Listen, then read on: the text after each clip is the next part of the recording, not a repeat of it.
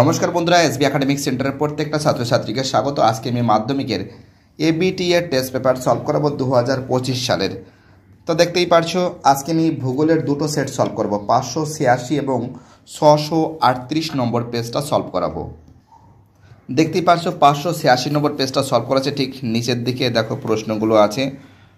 ঠিক আছে, প্রথম প্রশ্ন কি বলেছে, যে প্রক্রিয়ায় ভূপৃষ্ঠের উচ্চতা বৃদ্ধি পায় তাকে আরোহণ প্রক্রিয়া বলে, আর উচ্চতা যদি হ্রাস পায় সেটাকে অবরোহণ বলে। 1.2তে লবণযুক্ত শিলাস্তরের উপরে নদীর প্রধান ক্ষয় হলো অ্যান্সার হবে দ্রবণ ক্ষয়। 1.3তে বার্ষিক উষ্ণতার প্রসার সবচেয়ে কম নিরক্ষীয় জলবায়ু অঞ্চলে।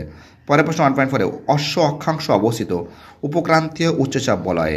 1.5এ উষ্ণ সমুদ্রস্রোত এবং শীতল সমুদ্রস্রোত যে স্থানে মিলিত হয় তাকে কয়ের অ্যান্সার হবে হিমপ্রাচীর বলে। 1.6এ মরা কোটালের সময় চন্দ্র সূর্য পৃথিবীর সাপেক্ষে নিম্নলিখিত কোন অবস্থান করে, অ্যান্সার হবে 90 ডিগ্রি। 1.7এ যানবাহনের কার্বন কণা নির্গমন রোধের জন্য ব্যবহার করা হয়, অ্যান্সার হবে পরিশ্রাবক ঘূর্ণায়ন।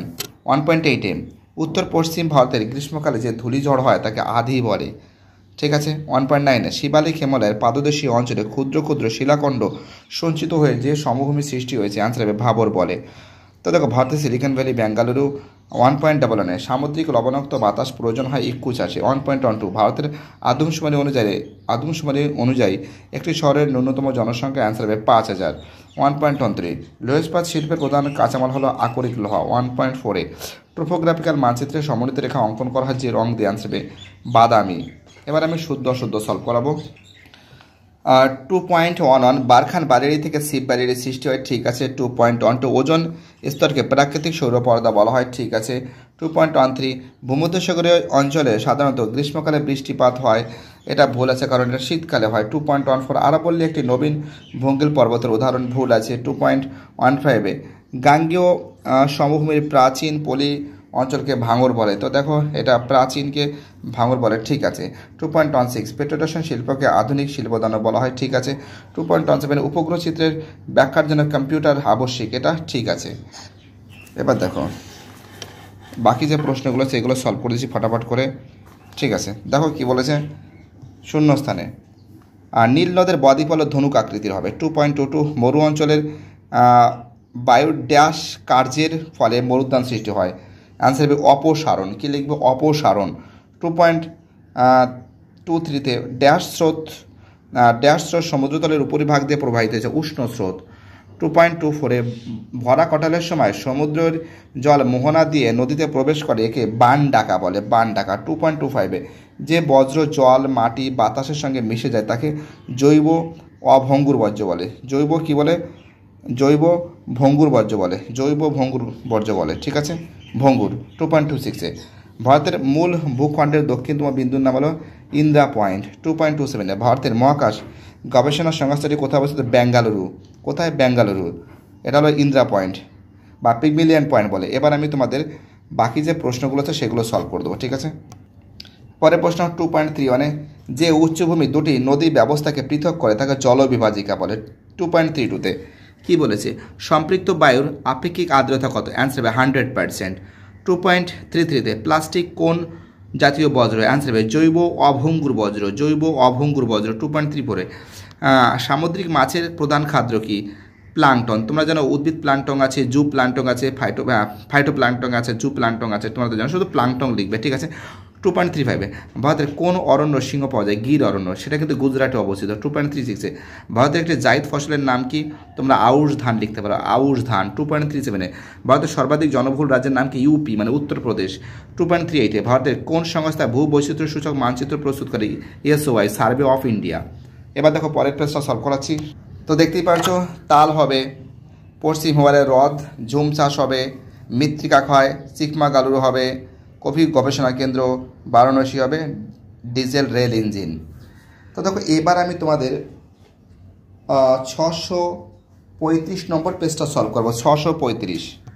তো দেখতেই পাচ্ছি 635 নম্বর পেজটা সলভ করেছি। 1.1এ ভূমিরূপ পরিবর্তন সর্বাধিক প্রভাব বিস্তারকারী প্রক্রিয়া হলো নদী। 1.2তে কি হচ্ছে, মাশরুম রক ভূমিরূপ হলো গৌড়। 1.3তে অ্যান্সার হবে বায়ুমণ্ডলের শীতলতম স্তর হলো মেসোস্ফিয়ার। 1.4এ জিওট্রফিক বায়ুর উদাহরণ হলো জেট বায়ু। 1.5এ কোন সাগরের উপকূল রেখা নেই, অ্যান্সার হবে শৈবাল সাগর।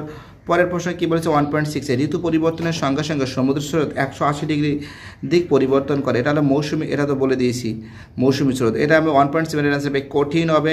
1.8 ভারতের অরুণাচল প্রদেশে সীমান্তে অবস্থিত আন্তর্জাতিক সীমারেখা হলো ম্যাকমোহন লাইন। 1.9 পাঞ্জাব সমভূমির প্রাচীনতম পরিগঠিত প্লাবনভূমিকে বলে বেড বলে। 1.10 আসামের প্রাক মৌসুমী বৃষ্টিপাত বলে, আনসার হবে আনসার বরদৌশিলা। 1.99 ভারতের প্রধান কৃষি ব্যবস্থা হলো জীবিকা সত্তা ভিত্তিক। 1.12 অনুসারী শিল্পের গুরুত্বপূর্ণ সবচেয়ে বেশি হলো মোটর গাড়ি নির্মাণ শিল্প। 1.13 আনসার হবে ব্রহ্মপুত্র। ঠিক আছে, এবার দেখো এই প্রশ্নগুলো সলভ করাচ্ছি। প্রথমেরটা হবে সত্য পথে 2.12, এটা হবে সত্য। 2.13 কুয়াশা হলো অদক্ষেপের একটি রূপ, এটা ভুল আছে। 2.14 প্লাস্টিক হলো জৈব ভঙ্গুর বজ্র, এটা ভুল আছে। আর 2.15 এটা ভুল, ঠিক আছে। 2.16 এটা ঠিক আছে। 2.17 এটা ঠিক আছে। এবার দেখে এই প্রশ্নগুলো। 2.21 জলপ্রপাত ধাপে ধাপে নেমে এলে তাকে কি বলে? ক্যাসকেড বলে। 2.22 বারখান বালিয়াড়ি ভেঙে গিয়ে শিব বালিয়াড়ির সৃষ্টি হয়। 2.23 ভূপৃষ্ঠের সমান্তরালে অনুভূমিকভাবে বায়ুপ্রবাহের মাধ্যমে তাপের সঞ্চালন ঘটাকে কি বলে? আনসার হবে অ্যাডভেকশন হবে, অ্যাডভেকশন হবে। 2.24 কৃষ্ণা ও গোদাবরী নদীর বদ্বীপের মধ্যবর্তী স্থানে কি বলে? কোলেরি হ্রদ, কয়কার লয়াকার রয় হস্য কোলেরি হ্রদ অবস্থিত। 2.25 ফ্লাই অ্যাশ থেকে ড্যাশ তৈরি সিমেন্ট, সিমেন্ট, সিমেন্ট। 2.26 ভারতের সবচেয়ে বেশি বনভূমি রয়েছে এমপি মানে মধ্যপ্রদেশ। 2.27 পেট্রোরসায়ন শিল্পের প্রধান কাঁচামাল হলো ন্যাপথা, নয়জফলাকার পথ হয়াকার ন্যাপথা, ন্যাপথা। ঠিক আছে, চলো এবার এই প্রশ্নগুলো সলভ করে দিচ্ছি। 2.31 প্রশ্ন কি বলেছে? বলেছে ক্ষয়সেবা ধরনের প্রবক্তাকে পাওয়েল, পাওয়েল তোমরা জানো। 2.62 প্রতি মাসে কোনো স্থানে কতবার ভরা কোটাল হয়? 2 বার। 2.33 মরু অঞ্চলের লবণাক্ত জলের হ্রদগুলিকে কি বলে? অ্যান্সার বলে ধান্দ বলে, ধয়াকার নয় দয় ধান্দ বলে। 2.34 ভারতের সর্বনিম্ন জনঘনত্বযুক্ত রাজ্য হলো অরুণাচল প্রদেশ, অরুণাচল প্রদেশ। 2.35 পেরু ও হামবোল্ট স্রোত কোন মহাসাগরে দেখা যায়? আনসার হবে প্রশান্ত মহাসাগরে, প্রশান্ত মহাসাগরে। 2.36 কেরালার মালাবার উপকূলের বালিয়াড়িকে স্থানীয় ভাষায় কি বলে?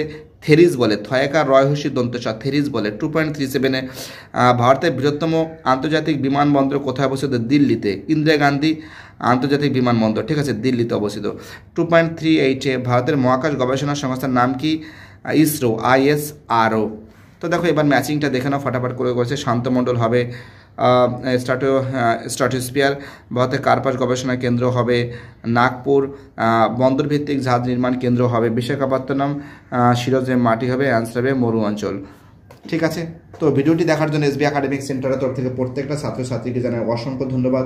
সুস্থ থেকো, ভালো থেকো, চ্যানেলের সঙ্গে যুক্ত থেকো, এটাই আমার একান্ত অনুরোধ তোমাদের কাছে। আর বাকি যে সেটগুলো আছে সেই সেটগুলো খুব শীঘ্রই সলভ করে দেবো, ভয়ের কোনো কারণ নেই, ফাটাফাট করে সলভ করে দিচ্ছি।